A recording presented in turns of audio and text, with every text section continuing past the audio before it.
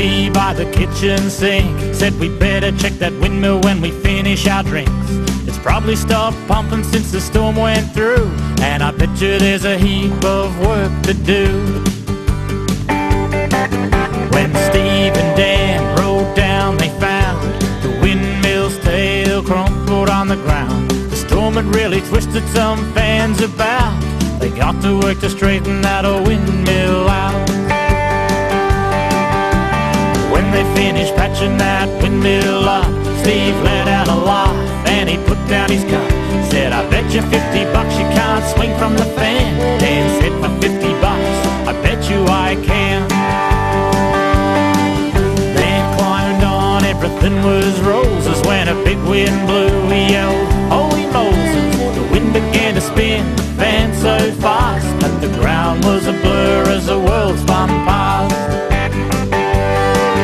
There was Crazy Dan swinging from the fan, 60 feet high in the sky. When a big wind blew, well, he really flew, spinning round and around and around like a merry-go-round. Dan's knuckles were white as he clung to the fan, and his cheeks pushed back like a freak show man. He screamed, Steve, shut this bastard down. But Steve was bent up laughing back on the ground. There was Crazy Dan swinging from the fan, 60 feet high in the sky. And when a big wind blew, well, it really flew, spinning round and around and around like a merry-go-round.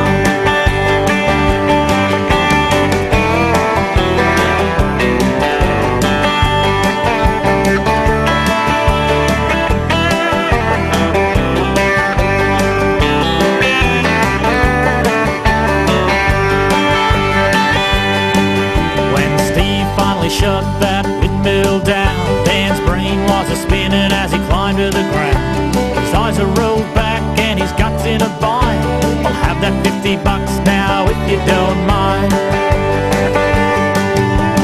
5 years on at a bar in town, they laugh at the day Dan was spinning around. For $50 he said, I don't know why I did it. Steve said for $50 it was worth every damn minute. Crazy Dan